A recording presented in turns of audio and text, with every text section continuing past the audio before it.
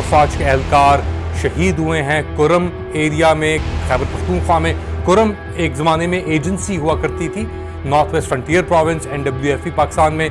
दूसरी तरफ इमरान खान ने एक और मीडिया टॉक की है सहाफ़ियों के साथ अडियाला जेल में कि मैं बात करने के लिए तैयार भी अगर हो जाता हूँ तो किस मुंह से वो मुझसे बात करेंगे। चीफ मिनिस्टर हैं वज़ीर आला अली अमीन गंदापुर, पाकिस्तान तहरीक इंसाफ के, उनसे ही मुलाकात थी और मेजर पॉइंट ऑफ डिस्कशन था यहाँ पे जो लोड शेडिंग हो रही है। ये चाइनीज़ जो आपके पार्टनर्स हैं उनकी जो एक स्ट्रेटेजिक लेवल मीटिंग हुई है पाकिस्तानियों के साथ, उन्होंने कहा है कि भाई आपको अपने इंटरनल इश्यूज रिजॉल्व करने होंगे स्टेबिलिटी के लिए। वर्ल्ड बैंक ने $500 मिलियन पाकिस्तान के लिए अप्रूव कर दिए हैं, जिसके अंदर सिंध का भी एक कोटा है, क्लाइमेट चेंज से रिलेटेड भी ये फंडिंग है। बहुत बड़ा इशू है क्लाइमेट चेंज पाकिस्तान के लिए। इमरान खान की अडियाला जेल में सहाफियों से मुलाकात। अली अमीन गंदापुर की इमरान खान से 1 घंटा अडियाला जेल में मुलाकात और पाकिस्तान और चीन के दरमियान एक हाई लेवल मीटिंग। सब सियासी जमातें, कहा तो यह जा रहा है सब सियासी जमातें, लेकिन क्या सब सियासी जमातें एक पेज पे आ सकती हैं इंटरनल स्टेबिलिटी के लिए? लेट अली शो यू के एक और एपिसोड में आप सबको खुशामदीद। Do like, subscribe and share this content. आज का शो शुरू करते हैं जो 5 पाक अफवाज के एहलकार शहीद हुए हैं कुरम एरिया में, खैबर पख्तूनख्वा में। कुरम एक ज़माने में एजेंसी हुआ करती थी north west frontier province NWFE Pakistan में।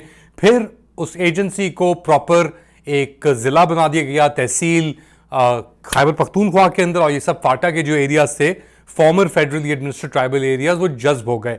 मगर कुरम के अंदर हमेशा एक टेंशन सी रही है।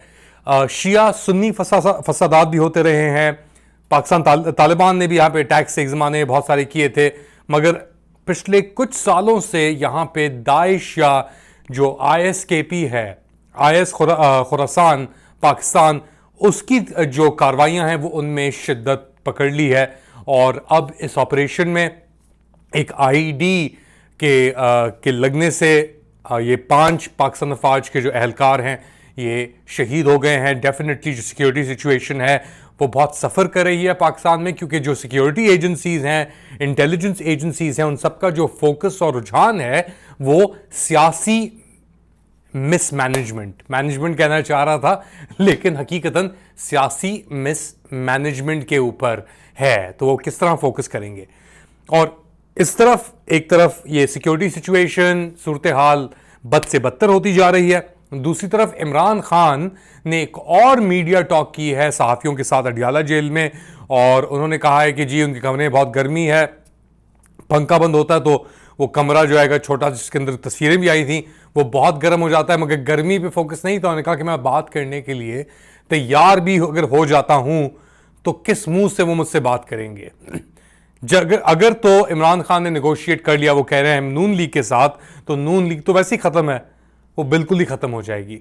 मगर बात करने के लिए यानी यक तरफा बात नहीं हो सकती ना, किसी बुनियाद के ऊपर होगी कि अगर तो गारंटीज वो कहते हैं, अगर तो कन्विंस हो जाते हैं, वो कन्विंस कर लेते हैं कि भाई क्यों कॉम्प्रोमाइज़ करने से पाकिस्तान में बेहतरी आ जाएगी, तो वो करने के लिए तैयार हैं।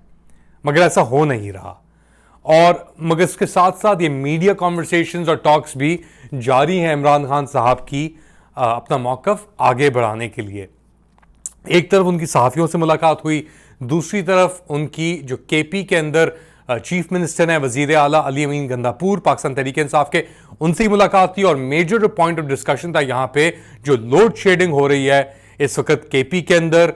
फेडरल गवर्नमेंट और KP के दरमियान बहुत सख्त एक तरीके से कॉन्टेस्ट आप कह लें, कंटेंशन चल रही है। तो एक मुश्किल सिचुएशन है डेफिनेटली KP के लिए भी, क्योंकि ना सिर्फ फेडरल हुकूमत जो PSDP के फंड्स हैं वो दे रही है, बट अब लोड शेडिंग के ऊपर भी वो फोर्स कर रही है through these different power discoms और ये चैनल्स हैं।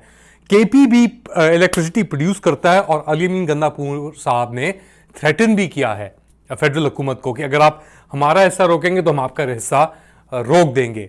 डेफिनेटली नॉट गुड, बट एक कॉन्फ्रंटेशन की तरफ ज़रूर सिचुएशन बढ़ रही है between the federation and KP।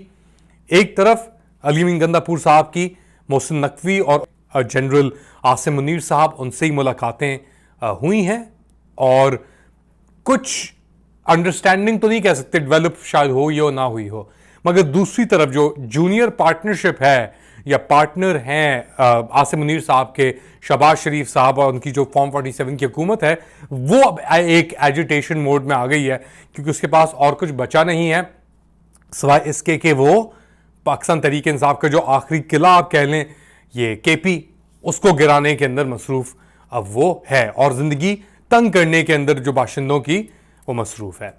तो इस सिचुएशन में इमरान खान एक तरफ बात भी करें ना करें, बहुत सारी चीजें हो रही हैं, there lot of moving parts in this situation, मगर इतनी केओस है कि ये चाइना के अंदर ये चाइनीज जो आपके पार्टनर्स हैं उनकी जो एक स्ट्रेटेजिक लेवल मीटिंग हुई है पाकिस्तानियों के साथ, उन्होंने कहा है कि भाई आपको अपने इंटरनल इश्यूज रिजॉल्व करने होंगे स्टेबिलिटी के लिए।